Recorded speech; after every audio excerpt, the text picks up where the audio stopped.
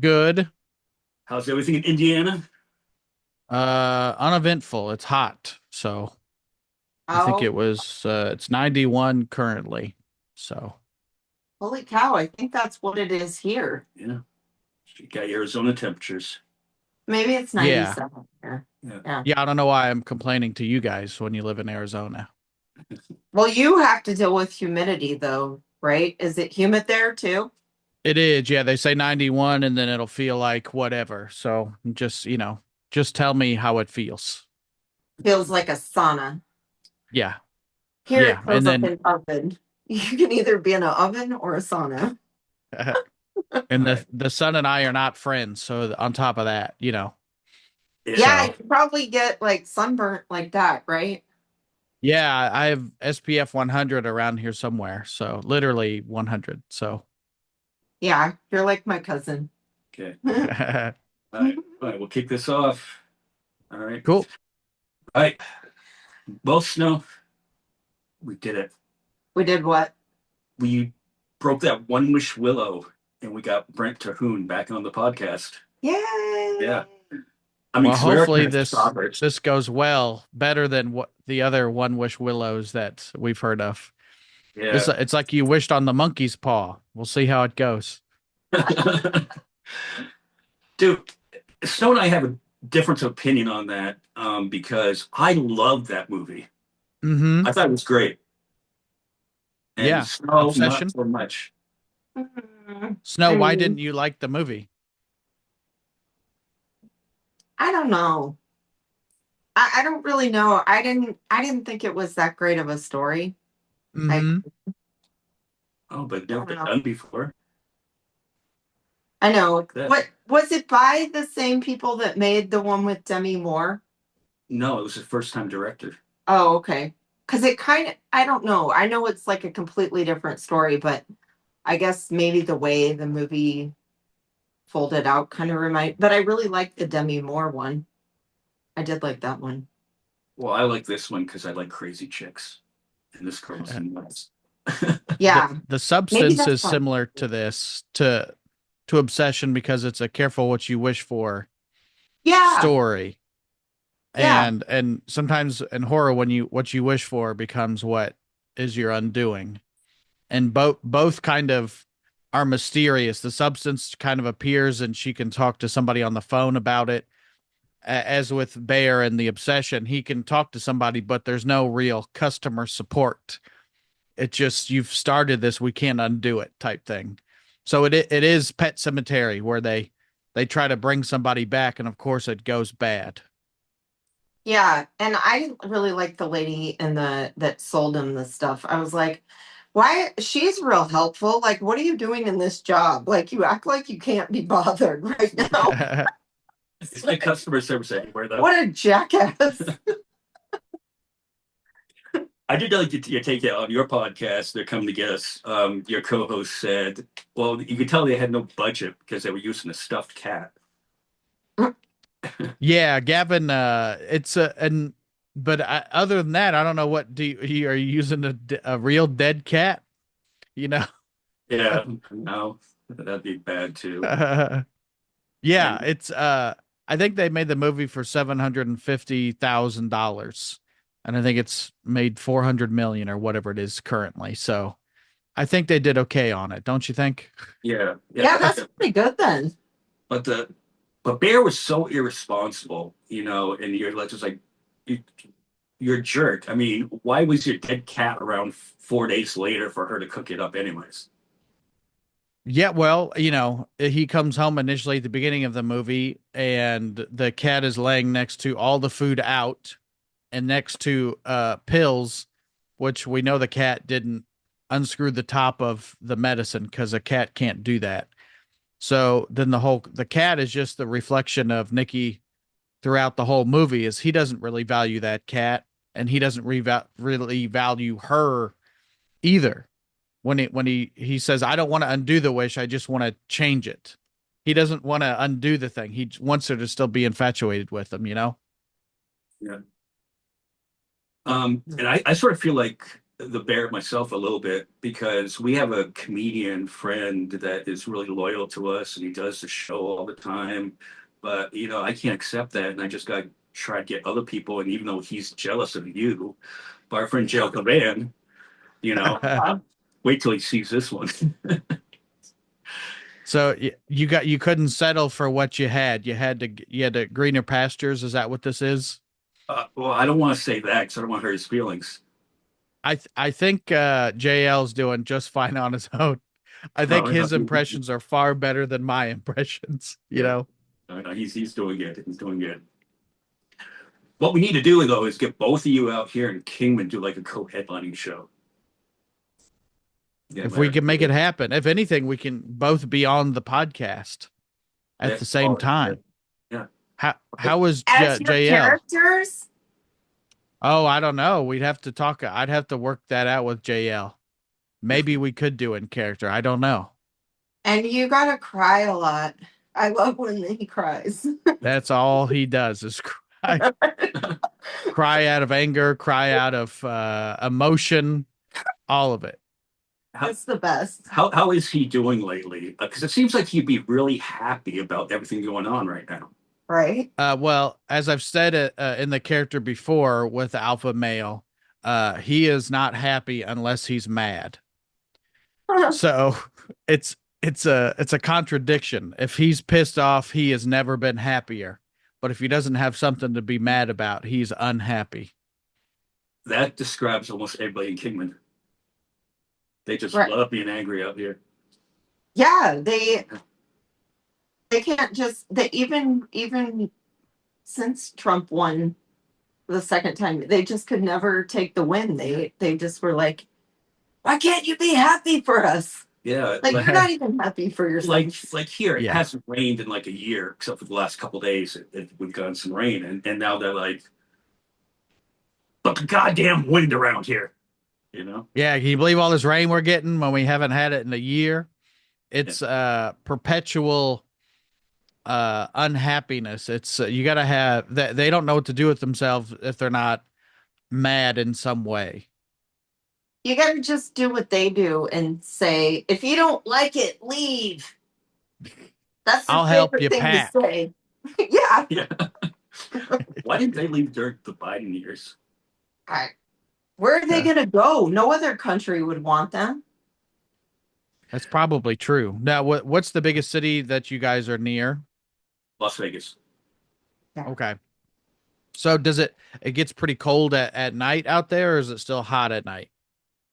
It's still hot at night. Yeah, it's still hot. It's during the winter we'll get down to maybe 20 degrees, so not Okay. that bad.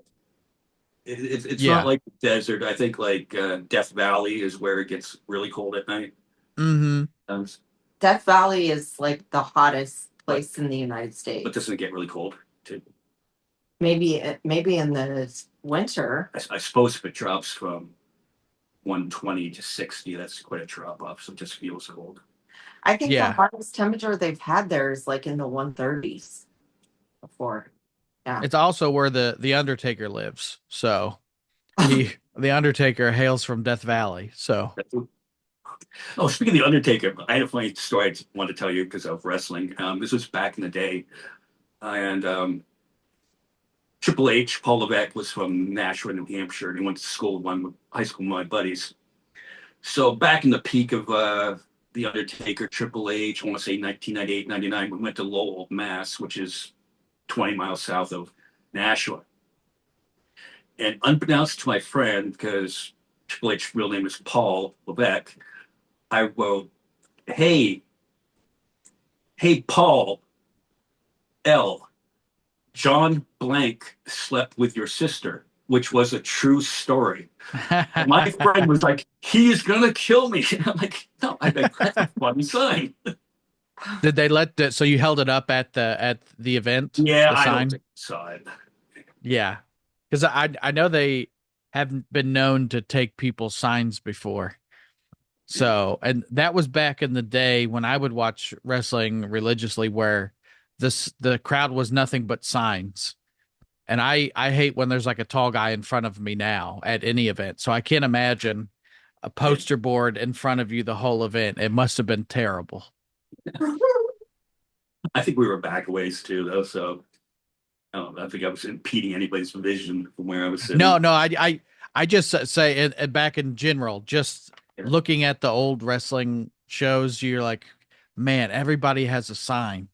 And some of it would be the dumbest stuff that you could never say on camera now, you know. But I don't think you see a lot of signs anymore. I don't know what changed in the culture if they just don't take if they're like, hey, you can't bring that, poster board in here because you're gonna block everybody's view. You still watch it? I follow everything online because there's I think just with WWE is probably 8 hours of wrestling a week. That's a full-time job. Yeah. So Yeah. like to follow everything, and then that doesn't mean everything is good. You know, Right. sometimes you're watching it and you're like, this, I would watch like Hulu would have like a 90-minute version of a 3 hour show. And I would say sometimes the 90-minute version of Hulu is not all good. And that's a movie. And if you're watching a movie that's not good every week, you're like, this doesn't seem like the most fun, you know? Yeah. The one I do find it amusing, and I don't see it because of social media, is that Danhausen character, which is just Mm-hmm. hilarious. Yeah, he was a guy that I would have friends that would go to like see independent shows. So like just with the you have WWE and now you have AEW are like the two big ones, but then you guys probably have a show near you that just independent wrestling.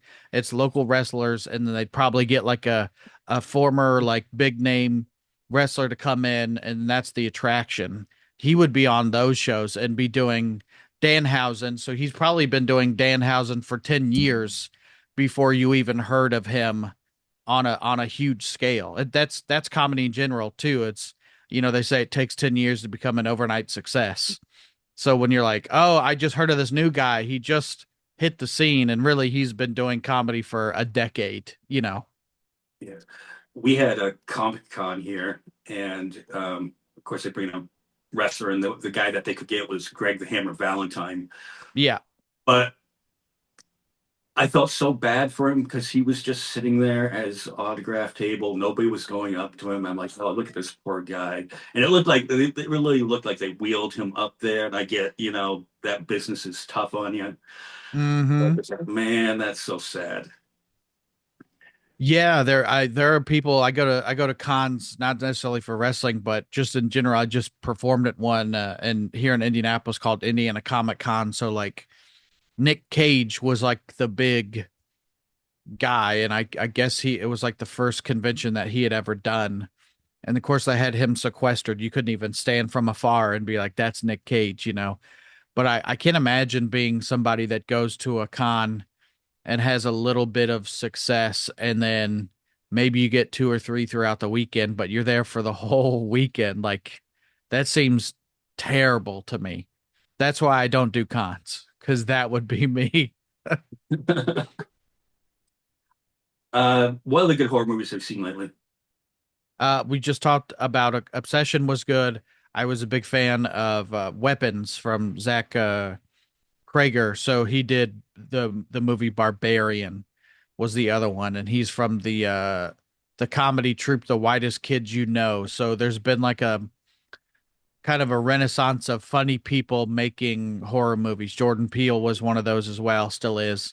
But it's the the juxtaposition of you used to do comedy, now you do horror, which have similar outcomes. You're both trying to build up tension for a release, and one is scary and one is funny. But it's just interesting that some of the better horror movies recently are coming from people that make funny for a living. Yeah, we have a friend that's our friend Ivy's directing her first movie coming up. Mm-hmm. It's set in Kingman. Um, and it's gonna be called Satanic Circus, and it's got Ginger Lynn. It's got I think one of the Jasons, but one of the Jasons from like the newer, Friday the 13th part, whatever they're on now. Yeah. And there's just a lot of people. I asked her to come on and provide me some names to see if you knew any of them, but she couldn't get back to me in time. But it's got a lot of prominent people from low budget horror movies. And I was surprised to Mm-hmm. see how much of a community they have in that group with all these different people and how they support her. Because she's a first timer here who doesn't know anybody. And you have like Ginger Lynn, like, hey, I'm going to take you under my wing. I'm going to show you around, Mm-hmm. show you how to do this. And so It we're kind of really excited about that project. And I know on your show you also reviewed Mars Attacks, and that was filmed right outside of Kingman. Part of it. Oh, Yeah. really? I didn't know that. The part where they're waiting for the aliens. Yeah, the Okay. aliens first come down and sound like Hillary Clinton. Like, ah, ah. Yeah, that scene was filmed maybe At 10, Dry Lake. yeah, what's that, 10, 15 miles north of here? Yeah. That's Yeah. pretty cool. Have you guys seen Mars Attacks recently? Not since I think it was when Hillary was running was the last time I wanted to watch it. Okay. I I usually watch hadn't. it every so often. Like if I see it come on, I'm like, oh yeah, because I always remember it. I like that movie. Yeah, it's one of those 1950s throwback type movies where the aliens aren't necessarily the big head gray aliens, but it's the big brain type aliens, and that we got a lot of listeners that said that movie scared them as a kid just from the Martians. And I Really? don't know that I was necessarily scared of it, but I do remember watching it as a kid. Yeah, I thought it was funny. I always thought it was funny. Like when I watched it, I think Yeah. I watched it as a teenager. So. Hmm. Speaking of aliens, did you see Disclosure or Disclosure I Day? did, yeah. And I hadn't. I tend to watch movies when they hit streaming or just for time purposes is whenever I can watch it on on my own. So I did see Disclosure Day from Steven Spielberg, and I thought it was pretty long, It and was long. Yeah. it was long, and I thought that it's a good movie, but it took a long time for him to show you the thing that you already knew you were going to see, which was the aliens. He's done Right. like three or four alien movies already. So I would have like the last 20 minutes, I would have liked that to be more of the movie, the more of the disclosure part. Right, yeah, because Disclosure Day happened probably in the last 15 minutes of the movie, not to ruin it for you, Snow. But Sorry, Yeah, Snow. no, I'll have to watch it. I don't even think I've heard of it. and it was intense, but the car chases were a little far-fetched on it. When Like they the hid whole behind a rock. they hit behind the rock, and the one scene where the one car pushed the other into a train, Oh yeah. and the accident just didn't happen for a while. Hmm.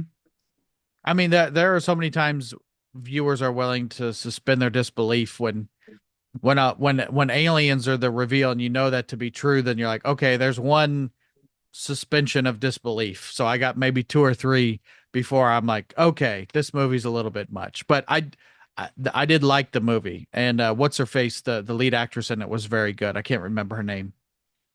Uh, she's Really, married to I don't remember. Disclosure Day. Uh, famous Quiet Place. yeah, Emily Blunt. She was Yeah, great. yeah. And I just watched her because my kid wants to go see Odyssey, so we were watching Oppenheimer yesterday, and she was great in that movie too. I Yeah, still have it. That's Did you guys like Oppenheimer? Yeah, oh yeah. Okay. I I liked it better. I liked it better the second time I watched it because the second time I watched it, I understood the back and forth between the flashbacks a lot better. mm-hmm. I haven't seen it, and it's the one of those that 3 hour movie has scared me off. And I will watch it, but I'll it's one thing to I'll watch three 1 hour episodes of a TV show, but a 3 hour movie seems like a chore, even though I'll go watch Goodfellas four more times before I see this 3 hour movie. You know what I'm saying? Yeah. Oh yeah, Goodfellas. That's in my top two. That and Jaws. Okay. I saw Jaws when I was like 5 years old and went to the drive-in outside Burlington, Vermont. And I saw it, and between that and my sister pushing me off a dock at the same age, I can't swim to this day. I just Mhm. What? yeah. You never learned how? No. No, push me in the water, I'm sure I'll do all right, but no. Probably not. Not if you don't know how to swim. But like you were making the point of, I think it was during this episode you were talking about obsession. Was the great thing about Jaws was the shark didn't work, so they had to use Mhm. what you had, and that made it better because you didn't really see the shark. Your brain fills it in. Once you get the big reveal of what the creature looks like, it's always, for the most part, a letdown because in your brain, it's not. It's like when you read the book and then you see what they did with the actors, and you're like, that's not at all who it's supposed to look like, and you just painted it in your brain. So everything is a letdown after you pictured it in your brain. Yeah, yeah. So Especially a shark when we all know what a shark looks like anyway. yeah. Mm-hmm. Yeah. So Yeah. And then if you go to Universal Studios and you go on that Jaws ride, it's like, that does not look like a real shark at all. Looks like metal. Can I ask what if we just named our top two movies, what are your top two movies? Oh, you guys are probably gonna make fun of me, but okay, so my favorite all-time movie is probably Willy Wonka and the Chocolate Factory. That's a good one. Yeah, Yeah. nothing wrong with that. And gosh, number two. Well, I don't know. I like Usual Suspects a lot, and I know everybody always gives that one a lot of shit, but I thought that was a pretty good movie. That's not a bad one either. Okay. Yeah. I've only seen it once, but I did like it. And once you know the twist, then you get a lot of references elsewhere when things will parody a certain twist in the movie, and if you haven't seen it, you don't get it, and then you see that movie and you're like, now I get the Simpsons episode. I get all these other references that pop culture has made. Yeah, like just recently, you, MJ, are finally going to get a whole lot more references because he finally watched Idiocracy. After all these years, I've been bugging him. I'm like, you have to watch Idiocracy. It's like a documentary now. Yeah. Yeah. Well, that's a problem. I never saw it, but I'm watching. I'm going, this isn't funny because it's just too real.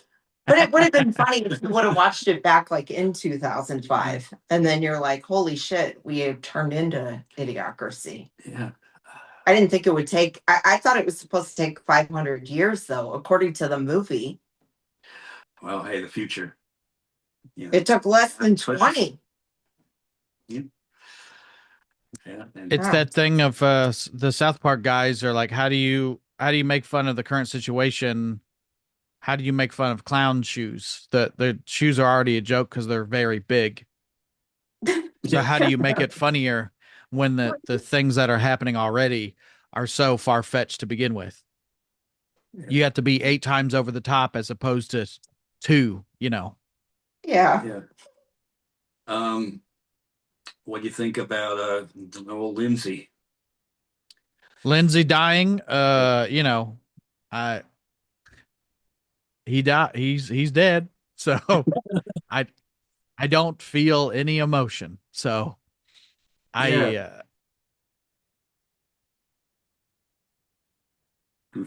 like no. it's I don't I guess it was a shock because I I don't know that anybody thought that he was in poor health. And in fact, I've seen a lot of people be like, here's him yesterday moving around, but I don't know what got him. I haven't looked it up. So, a ruptured aorta is what they're saying. I don't know anything about that. I don't know if that's like you show signs or if it just happens. I will have to ask Dr. Oz. It's the same thing that got John Ritter. Oh, okay. That was a real loss though. John Ritter. What about? That was one of the favorites. What about Mitch McConnell? Are you on the? Think he's there or not? I mean, if he's there, he's just there in body. He's on a feeding tube and whatever else you need to keep a corpse alive. But it is, it's not good when they keep delaying any kind of actual proof of life of him speaking. They'll post a picture of him in the hospital, and then, you know, you see the conspiracy people will be like, well, that picture was from 2013. I don't know that to be true, but it would not surprise me either. I think it's very suspicious either way when the guy won't actually appear on camera or anything. And it's also not a shock for the last 2 years. He would just freeze. And you're like, Yeah. this guy should not be in public office. One, and also I don't know where the guy that wants to be part of his career stops and the elder abuse begins, you know? I think he would have wanted it this way though, because you know how he Yeah. likes to delay everything. Like I think even if he is just a vegetable, I think he's probably okay with it. Well, yeah, and you don't want to do anything the right way or give the Dems any chance of, Right? even if Andy Bashir appointed a moderate Republican in the seat for a few months, they wouldn't want that because they're not going to get the SAVE Act or whatever their plan is. Mm-hmm. Yeah, I mean it all seems whatever the opposite of the up and up is. It's on the down and down. Yeah. Yeah, it's all very mysterious, and it is one of those things where for years people on the left or whatever would be like, "Oh, those guys over there are a bunch of conspiracy people." And then you see a bunch of lefties be like, "That's a picture from 10 years ago." Then you're like, "I don't know if this is conspiracy or real." The other side has made it so you can't even say anything without putting on a tinfoil hat. So so I then when know, you're like, I don't know, then you're like, you're getting into conspiracy territory. I'm like, am I, or am I just being a healthy skeptic? and that's just how crazy the world is right now. Is you don't know what's right. Wrong. There's times where I question myself. I'm like going, "Am I getting this wrong? Could I possibly be on the wrong side of history on all this stuff?" And I think not. But Yeah, I think that's part of it is to make you question your own motivations. Uh, to repeat a lie so many times that you blatantly know is not true. But if enough people accept it, I guess it is true at a certain point, right? yeah, do you find it hard dealing with all this stuff with the news and the constant everything is bad? I mean, yeah, I think it's I don't know that you're as a human you're supposed to consume everything all of the time. I don't know that it's healthy for the brain to be that way. And I think that's also by design is a lot of information all the time. And, you know, the news cycle, there would be, something would happen 10 years ago and that would stay in the news for a month. Tiger Woods got a DUI and the jokes would last for a month. And Yeah, then Tiger Woods gets a DUI now and it's 2 days and then the next thing's happening, you yeah, know? and that's been going for a while because well, obviously we live near Las Vegas, and when the Vegas shooting happened, obviously it was 24/7 coverage. But a week later, you didn't hear about it, which I was like, wait a minute, where'd this story go? Yeah. And I mean, you guys are close enough to know that it didn't go away. People were Oh, still affected.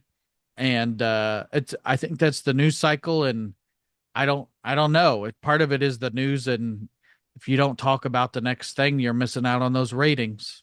yeah. Well, Snow and I had a mutual customer that is brother of somebody that passed away in that shooting, and that guy was a conspiracy nut too. Yeah. So he bought into it that it was government coming to take your guns, Trying to stuff like get that. guns. Yeah. And I was shocked Yeah. because I saw him like a week later. I'm like, oh man, I'm sorry to hear that about your brother. And he just went right into the conspiracy story. I was just like, wow. Yeah. Yeah, well, they're doing a terrible job of getting the guns. Yeah. Taking the guns from the gun people seems pretty difficult to me. Right. It's not working. As a matter of fact, there's some certain liberals on this show that went out and bought guns after this new administration and the all the ICE stuff earlier this year. I mean, they're trying to take them from you, from whoever. I won't say who, Yeah, but that's the fear thing. And then fear is a definite motivator. It's probably I don't know, a bigger motivator than, I mean, hope is a different motivator too, but man, do we get defensive when we think something's about to happen. yeah, yeah. I was since I have such my real name is a really common name on it, so my background check took a while, but it was so long that I started thinking because I do this podcast where I do this podcast, I'm like, they're sending the authorities for me. ICE is going to be here any minute. They're gonna claim I was Mexican or something like it and just took me away. Did you What's your name? say, and then they play the clip back? Guilty, sir. I mean, I think if that's the case anymore, I don't know how they would be able to manage the list of everybody, but I'm sure if they wanted to, they could. Yeah, well, this is what I was talking to Snow about. I'm like, do they start at the top? Do they go after Jon Stewart? Or do they start at the bottom? Snow and MJ? Because no one would really miss us if we were gone, other than our friends and family. I don't know. I think they'd want to make a statement, so they'd at least go with sort of well-known people. Like, I think we'd be safe Yeah. for a while. That they'd go with it like a mid-tier, like a Pete Dominic. Well, and they've already been like attacking, not like kidnapping him or anything, but they've already been attacking like the people at the top that say things that they don't like, that tell the jokes that they don't like. Yeah. Look what happened to Colbert. I mean, they tried going I after mean, Kimmel. there's that thing of the law says Congress shall make no law. So the closest we can get is the FCC saying don't do that. That is a direct violation of the First Amendment. Mhm. It's one thing for you to say don't say that because you're not the government. Mhm. So then that's just going to create a chilling effect in the marketplace. So now things won't be said because we're thinking, oh, we don't want to catch a fine. It's not how it should work. You should be able to say it and then you get the fine afterwards or whatever it is. But just you created a marketplace where you've silenced people before they can even say anything. And that's the government doing that, not anybody else. Yeah. Do you take any solace with Colbert being gone? That the show that you appeared on, Comics Unleashed, is now in that spot. My kid's grandfather was watching the episode that you were on. And I happened to Uh-huh. walk by. I'm like, hey, I had that guy on my podcast. He's like, really? I'm Mm-hmm. like, yeah. It's I'm glad that the spot went to something that's comedy because I think if it's not comedy or something artistic, it would have been the slap chop or whatever newest paid programming would have been. I don't even know what's on TV anymore really because I don't even have like access to TV. I have all the streaming stuff, but I don't Mhm. even know what's on TV anymore. Besides, they would have shown CBS. So Two and a Half Men reruns. I don't even know if that was a CBS show, but like I'm at least glad me and my friends are getting opportunities. Yeah. Have you only been on that once? I've only done it once. Yeah. So the way they did it, I think the day I shot, I think they shot 5 or 6 episodes. So Byron Allen is like a media mogul. Like I don't know, I think it's called comedy.tv is the channel because my mom would watch it all the time. And it was all just shows that he created. So, and I don't know if you guys also know this, but he owns the Weather Channel. What? Oh, I didn't know that. Yeah, Byron Allen owns the Weather Channel. He's a legit billionaire. He doesn't have to do that show. Wow. What did he originally do? What did I know that name from? I thought he was a football player. No. No, no, he was. Oh. He did, he's been a comic forever. Like there have been, I think it was the Comedy Store documentary. Jimmy J.J. Walker would say that Byron Oh. Allen would write jokes for him and vice versa. So it is a weird thing of because I told you that he owns the Weather Channel. Why would he own the Weather Channel? Why would that guy? Yeah. I don't look at him and think that guy's a billionaire. You know, I mean, what billionaire is going to be hosting a show all day, every day? You know, and he's great at what he does. So it's just kind of an odd thing when you find out, oh, that guy actually has legit pull. Yeah. I wanted to thank you. A few months ago, you made a video for us when the our board of supervisors was wanting to take LGBTQ books out of the libraries, and a friend of ours who wrote the beautiful something else, Ashman Otterloo, we had them on the show, and the board of supervisors just was not listening to public opinion in this area. You know, we had like a 90% of people were against this on it. We had hundreds of signatures not to do it, but there was three board of supervisors that just chose to override this for whatever reason, you know, which I think there was a little bit of homophobia for the most part on it. But so thank you for that video. But the funny thing that happened was I'm on a county commission today, and we had an hour break. So I'm sitting here writing show notes and stuff like that. And I'm sitting in the board of supervisors, the one who seconded it, his name's Sully Borelli. I was sitting in his seat while I was writing the show notes for this. I'm like, wow, this is kind of ironic. Mm-hmm. Now, so the decision came down that they're going to remove all the books from the libraries that have anything to do with LGBTQ or sex in general, or what is the vague consensus they came to? Um, it was basically anything that had any kind of gay theme, trans theme, whatever they justified it, or stuff with witchcraft, Mm-hmm. um, um, Dungeons and Dragons, stuff like that. Yeah. And they said, well, we need to control this. And the argument was, well, they already have a process through the National Association of Libraries, how this is supposed to take effect. And they said, no, we don't trust that because that's a bunch of leftists on it that want to convert everybody, you know, like we want to, you know, transition everybody because they're going to read a book. Yeah. In all fairness, you're dealing with books, so it's probably leftist because it is books. But yeah. I mean, it's a slippery slope. Do you remove the Wizard of Oz? Yeah. Because it's got witchcraft in it. We even we had one of our friends go to the board of supervisors meeting where they held a vote, and she goes, I have a book I want you to review. And then she was just like, this book contains rape, this book contains murder, incest, there's all this gay stuff in this book. And then she held it up, and it was a copy of the Bible. Mm-hmm. And which we planned that out. We knew it wouldn't affect the vote at all. We just wanted it for the prop, you know. Yeah. Like where it sounds like one of what's happening with data centers now is the community doesn't want it, and you know what, the three people that make the decision, they think it's a good idea. So I wonder how their bank accounts look after they go ahead with it. Yeah, they won. Well, even here though, the people here aren't opposed to the data centers, which is weird.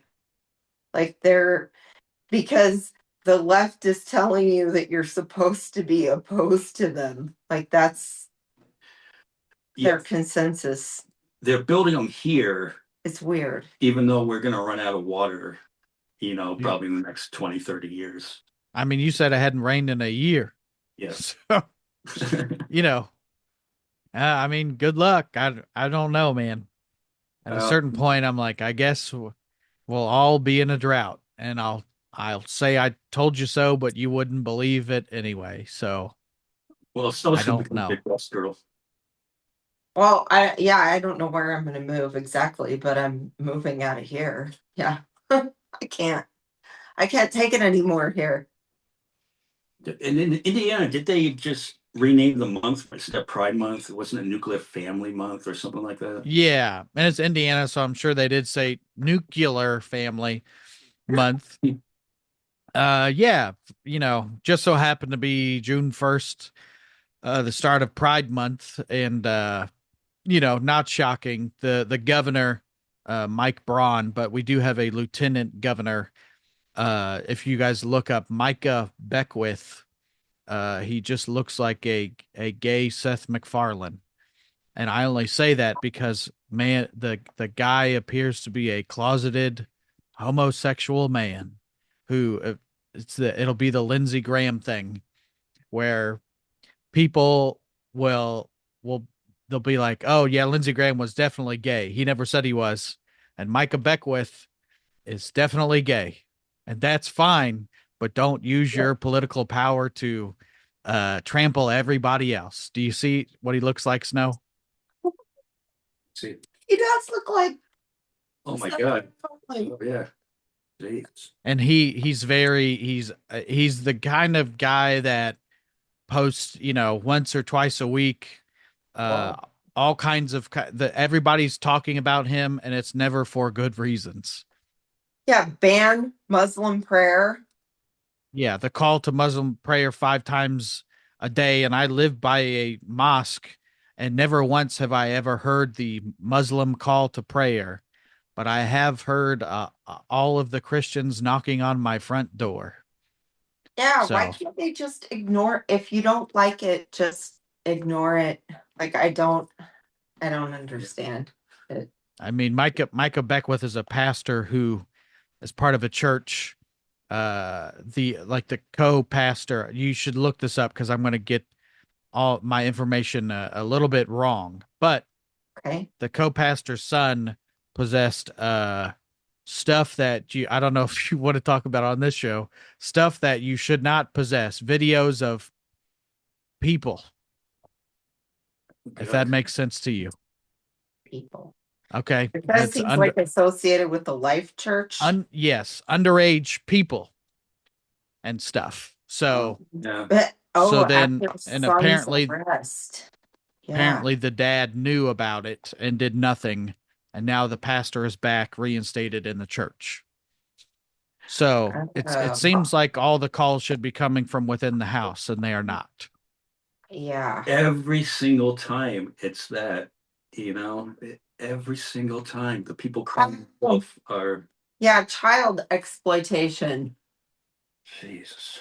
Well, they are the guardians of pedophiles. Yeah. So nuclear family month, guys. So wow. Hey, and you do a lot with is it the Evansville Pride Festival? Yeah, my co-host on They're Coming to Get You, Gavin, lives in Evansville, Indiana. So we were going to try and do something the month of June to support any kind of movement like that. And Gavin knows personally the people at Evansville, the River City Pride. So we decided we made a shirt, and we took all 100% of the profits from that, and we donated to River City Pride. And it's one of those things where I didn't know them, but Gavin knew them, and that's good enough for me because you could give to a big uh organization everybody knows, and that's all well and good. But if you know them personally and you could see that change in your community, I think that's even better. So I think we over the month, I think we ended up donating $150, which is not nothing, but it's not a ton. But my show Saturday, we had people show up in front row. They were wearing one of the shirts that we sold in the month of June. So yeah. Cool. Speaking of that show, how'd that go? Yeah, so I filmed 2 shows for a comedy special. Gavin was on those shows as well. And so I ended up doing about an hour a piece on each show. And it was to film a comedy special. So yeah, I think I'm happy with it. And I think what we needed. So hopefully in a month or two, my special will be on, or at least it'll be done. I don't know when it's going to come out, but it'll be on my YouTube channel. So you can search Brent Terhune and subscribe to my YouTube channel. Great. Oh, We're cool. looking forward to that one. Yeah. I did enjoy my time in Indiana. I stayed on Mass Avenue though, so it was really fun. Like I hung out in the gay district the whole time. It was a good time. It's a good time. It's Mass Ave has a bunch of you said the gay district. and you're not wrong. I was going to say it's got a lot of theater, but why wouldn't it? No, Yeah. it has a lot of great food. Yeah. A lot of yeah, like the Mass Ave is a great part of town. They have a jazz club there called the Chatterbox. A lot of arts and stuff. So it's downtown. It's a good time. I tried to go to the Chatterbox, and since it's so like it's tiny, it's a little Yeah, strip, so there was no room in there. But I mean, I went by it, but yeah. I did go to That the gay bar that's like the two-level one. That one was fun. Like it's like a uh two-story building. I can't remember what that one is called. I think that's where I bought my gay pride Bud Light bottles that I first destroyed. I walked in and I Okay. said, I knew they had the rainbow bottles. And I said, "Can I Okay. get two of those, but please just dump it out cuz I'm taking it home and I'm going to make a video, but it's for good reasons." And the guy was like, "Sure, man, whatever." So somewhere I think I still have the rainbow colored Bud Light. Wait, before it was even a thing 2 years ago. I did it 2 years before that because, of course, why wouldn't my character just be upset that there's gay beer? Do you drink it all? A little bit. Yeah, but not very often. And the thing is, like most nights when I'm, air quotes working, just doing a show, I usually don't drink because I try to treat it like a job. So I don't know that I've ever been on stage impaired or intoxicated because it would throw off everything about my performance. I know Oh, some people don't hit the stage until they've had a few, and that's good. But I would everything about my performance would be off. So I never started after the fact. So usually if I'm drinking, I'm at home or the work day is done. that's pretty. That's pretty responsible, though. Well, I mean, I try to be, and a lot of times I'm in a town that I've never been before, so my out of state plates automatically are like, well, watch this guy, you know. Yeah. so you drive everywhere when you do gigs. Sometimes if flying is the better option, I do, but I do like to drive to a lot of things, and recently I was going to fly to a few things, and the the ticket price was about what I was going to make for my high paying corporate gig. And I was like, if I bought the ticket, it would be a wash. So Yeah. I would drive. But I love to drive. I love to be alone and in solitude, and I listen to my books is what I do. So And we jail command doesn't fly, so we this year we did a pod jam up in Vegas, and we had picked him up at the Amtrak and brought him up there. But at least we were able to show him that we weren't kidding about Kingman. hmm no, I mean I go through some of these small towns. How would you guys say it's a small town where you live? Yeah. Yeah. Yeah, so it's a lot of those towns are you know there's going to be a Mexican restaurant and the people love the Mexican restaurant, but they hate everything else about the people that work there. It's an odd thing. We got Yeah, they wear their Trump gear inside the Mexican restaurant. we have about probably Yeah. 15, 20 Mexican restaurants. Yeah. Wait, do you think we have that many? Yeah. I mean, we do have more Yeah, than I- one, we wouldn't have that but small. We're maybe 35,000 people, something like that. yeah. So it's not Okay. small, small. Yeah, it's not like tiny, but it's still. I would call the tiny, I call them a Dollar General town where We've you got a roll. ton of Dollar We've got about Generals. four of I those. I mean one Dollar General town, and that Dollar General serves the four towns outside of it. You know. Yeah. Okay, well, we don't want to keep you. I know it's getting late where you're at. I know we got family and stuff like that. But thank you for coming on again. We really appreciate it. We've always been big Yeah. friends. You've been with us since the beginning. I know Jail does the show a lot more, but you were there for us, like within our first 5 or 6 episodes. You were making videos for us, so Well, we really I appreciate try and you guys are never bothering me, so you can. I would be happy to do the show more than JL just in competition. But it. We'll get Ask you me. both on at the same time. I don't think they go for you. As a matter of fact, JL's coming out. You're a Metallica fan, right? Yeah. They're doing the Sphere.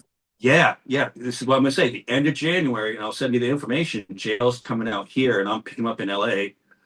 We're gonna try to do a show either in Laughlin, Kingman, or Vegas. A show for him as he's gonna do a Trump show in one of these Okay. locations.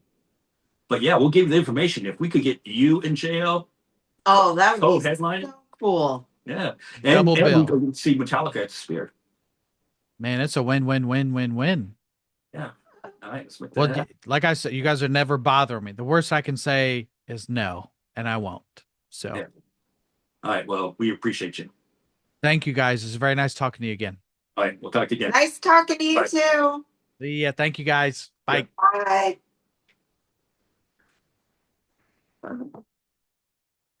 I thought it was better than his first one.